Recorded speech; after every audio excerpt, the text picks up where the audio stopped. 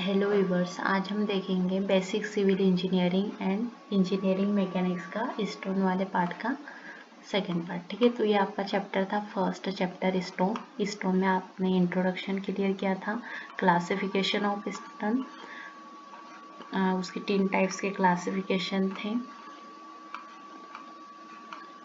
Geological classification, physical classification and chemical classification. अब हमको पढ़ना है characteristics of good building stone. Means कि एक बिल्डिंग में यूज होने वाला स्टोन कैसा होना चाहिए। तो आप फर्स्ट देख सकते हो उसका अपेरियंस। मीन्स जो स्टोन है, स्टोन का अपेरियंस मीन्स उसका दिखाई कैसा देना चाहिए। तो जो भी आप स्टोन बिल्डिंग में यूज कर रहे हो तो उसका गुड एंड प्लेजिंग होना चाहिए। मीन्स वो दिखने में अच्छा होना चाहिए, उसकी क्वालिटी अच्छी होनी चाहिए।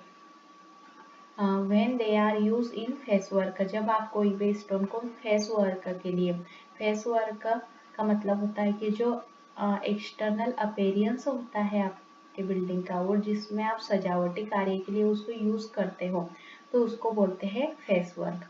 तो फेस वर्क के लिए स्टोन का कलर अच्छा होना चाहिए, उसका टेक्सचर का मतलब होता है कि जो अंदर आप जो स्टोन यूज कर रहे हो तो उसमें वॉइड्स कम होना चाहिए।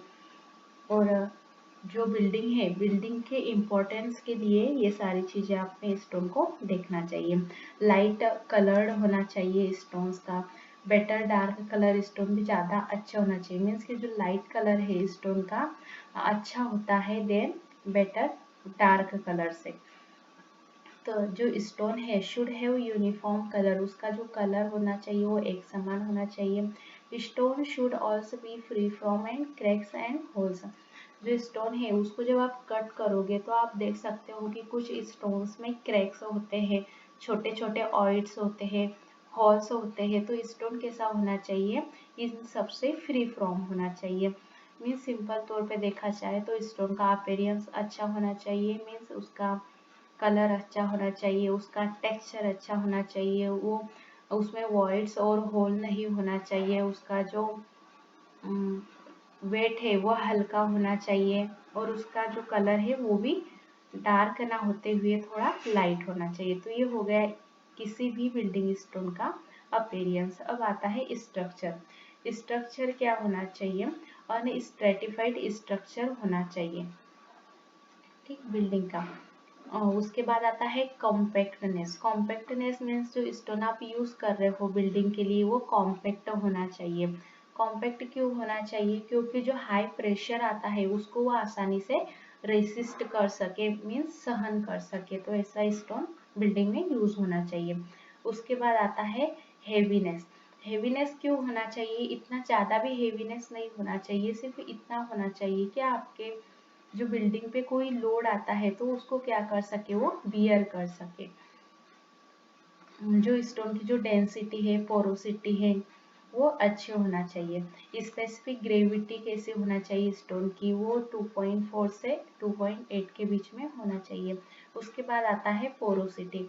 Porosity of good building stone should have not be porous because porous stone are easily decomposed and disintegrate. Hence, all porous stone are well suited for building work.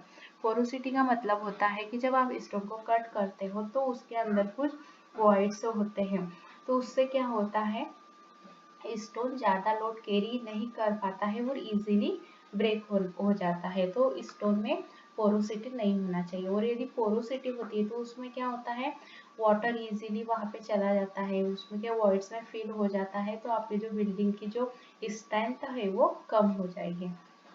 उसके बाद में आता है स्टोन की स्ट्रेंथ कैसे होना चाहिए, मीन्स उसकी क्रशिंग स्ट्रेंथ। क्रशिंग स्ट्रेंथ क्या होता है, जब आप स्टोन के ऊपर लोड अप्लाई करते हो तो कितना इजीली क्रश हो जाता है, मीन्स ब्रेक हो जाता है, तो उसको बोलते हैं क्रशिंग स्टोन। तो जो स्टोन होना ऐसा होना चाहिए कि यदि उस पर लोड भी आता है तो वो इजीली क्रश नहीं होना चाहिए, तो उसकी क्रशिंग स्ट्रेंथ बेटर होना चाहिए। उसके बाद आती है हार्डनेस। हार्डनेस कैसे चेक किया जाता है, good building, good quality building stone must be hard enough. Generally hard stone are used as a road metal and railway ballast. This is an important factor when stone subject to great wear and tear. जैसे कि आप किसी road construction में जब stone को use कर सकते हैं as a ballast. Ballast mean होता है एग्रीगेट, मीन्स गिट्टी। यदि उस इसके रूप में यदि आप स्टोन को यूज कर सकते हो और उस पर हेवी लोड पास होता है व्हीकल का, तो उससे क्या होता है, उस पर जो लोड आ रहा है उसने वो लोड को बियर करना चाहिए। मीन्स उसमें वियर और टियर जो होता है वो कम से कम होना चाहिए और हेवी लोड को बियर करना चाहिए। उसके बाद आता है वेदरिंग। वेदरिंग क्या होता है, जो एटमॉस्फेरिक एक्शन होता है, तो स्टोन में इतनी कैपेसिटी होना चाहिए कि जो एटमॉस्फेरिक एक्शन हो तो वो उसमें को रेसिस्ट कर सकें। Stone having poor wear stone having poor weathering capacity disintegrate हो जाता है इजीली यदि उसकी जो वेदरिंग कैपेसिटी है वो कमज़ोर है, तो उसका स्ट्रक्चर डैमेज हो जाता है। और स्टोन जो वेदरिंग एजेंसी है उसके थ्रू ड्यूरेबल होना चाहिए। यदि स्टोन के पास अच्छी वेदरिंग कैपेसिटी है तो वो लॉन्ग टाइम तक चलता है। फिर उसके बाद में आता है वर्केबिलिटी।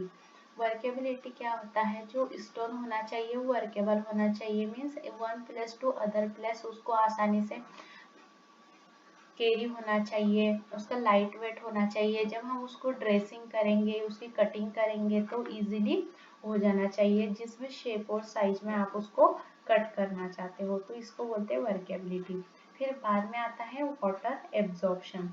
वाटर एब्जॉर्प्शन क्या होता है, जो आपका बिल्डिंग स्टोन है उसमें 5% से ज़्यादा उसका ओरिजिनल वेट से वाटर को अपने अंदर एब्जॉर्ब नहीं करना चाहिए। यदि ये वाटर को एब्जॉर्ब कर सकता है तो उसमें ह्यूमिडिटी आ जाएंगे तो वो इतना जो बिल्डिंग पे आने वाला जो हेवी लोड है उसको बियर नहीं करना चाहिए। तो इसके लिए क्या होना चाहिए, स्टोन कैसा होना चाहिए, उसमें कम से कम पोरोसिटी होना चाहिए। यदि कम पोरोसिटी रहेंगी तो उसका जो वाटर एब्जॉर्प्शन है वो भी कम रहेगा।